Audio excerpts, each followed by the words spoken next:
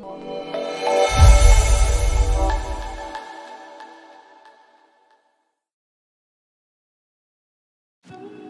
teman-teman, kembali lagi nih bersama saya, hehehe. Semoga tetap sehat dan tetap semangat ya. Kami dari tim KKN PPM UGM Sinar Petang ingin memberikan sosialisasi mengenai Critical Thinking 101 atau bagaimana cara berpikir kritis bagi pemuda di era sekarang agar bisa menjadi lebih relevan. Seperti apa sih? Simak yuk video ini. Kita sudah sering dengar nih, critical thinking, berpikir kritis, tapi sebenarnya apa sih definisinya dari critical thinking itu? Nah, berpikir kritis adalah teknik bagaimana kita menganalisa dan mengevaluasi sebuah pemikiran berdasarkan pertanyaan dan solusi. Nah, berpikir kritis ini, itu adalah sebuah bentuk pemikiran terdisiplin yang berusaha untuk tetap rasional, sementara kita tetap menjaga kejernihan pikiran dan membuka pikiran kita terhadap berbagai macam opini atau fakta yang ada. Lalu, kenapa ya kita harus berpikir kritis dalam kehidupan kita sehari-hari? Yang pertama, kita harus ingat sebuah slogan yang bernama Cogito Ergo Sum, yang berarti bahwa kita ada karena kita berpikir. Jadi, berpikir itu merupakan sebuah kodrat manusia yang sudah tidak dapat dipungkiri lagi. Kita ada karena kita selalu berpikir mengenai berbagai macam hal, berbagai macam sesuatu yang ada di sekitar kehidupan kita. Kemudian, yang kedua, berpikir membuat kita dapat merenungkan sebuah hal secara jernih. Kita mencari solusi dari sebuah masalah, kita memikirkan suatu hal. Kemudian, ada juga bagaimana kita dapat mengartikulasikan sesuatu secara betul dan secara konkret. Berpikir kritis membantu kita dapat melakukan artikulasi tersebut. Dan yang terakhir, nah, apabila kita bisa berpikir, maka kita literally bisa menguasai apapun. Bisa menulis, bisa berbicara dengan kritis, berdiskusi dengan baik, berdiskusi yang sehat, membuka forum, dan sebagainya. Itu dibutuhkan pemikiran yang jernih. Nah, pemikiran yang jernih ini dihasilkan dari bagaimana kita berpikir kritis. Seperti dijelaskan sebelumnya, pemikiran yang kritis akan dihasilkan dari pertanyaan-pertanyaan yang muncul. Nah, oleh karena itu, terlahirlah sebuah teori dasar berpikir bagi kita yang ingin berpikir secara kritis. Apa saja?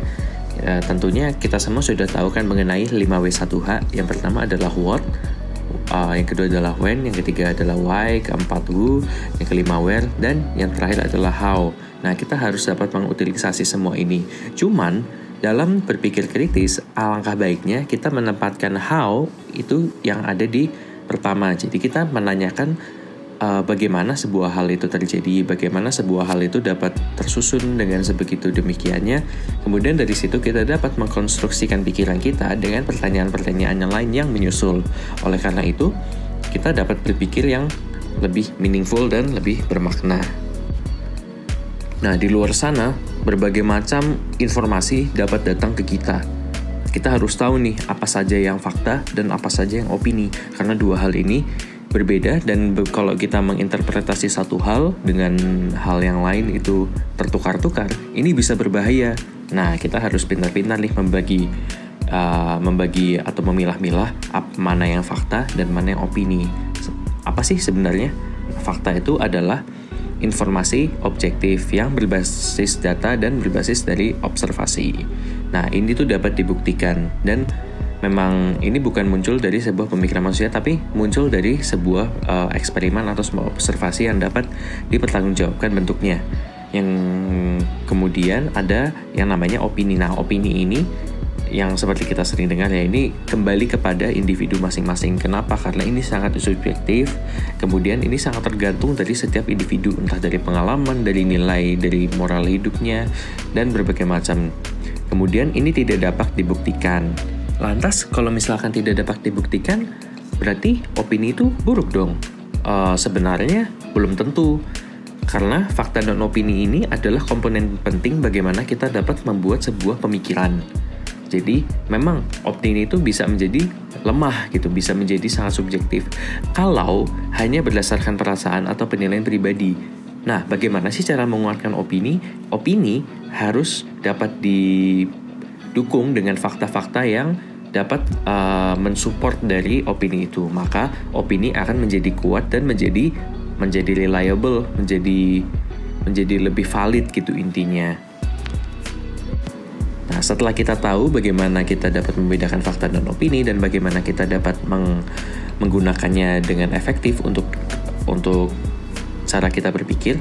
Nah, kita harus tahu nih strategi dasar dari berpikir kritis. Yang pertama adalah kita harus membandingkan berbagai macam fakta yang ada dan membandingkan berbagai macam opini yang ada. Ini disebut dengan comparing. Kemudian dari berbagai macam perbandingan ini kita harus memberikan sebuah kontras atau menonjolkan sebuah hal dari yang lainnya.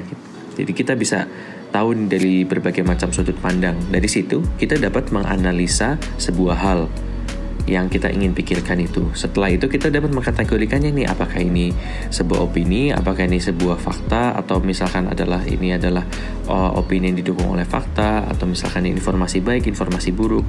Nah, dari situ baru kita dapat memberikan sebuah evaluasi. Selain itu, kita juga harus tahu nih berbagai macam kesalahan dalam berpikir.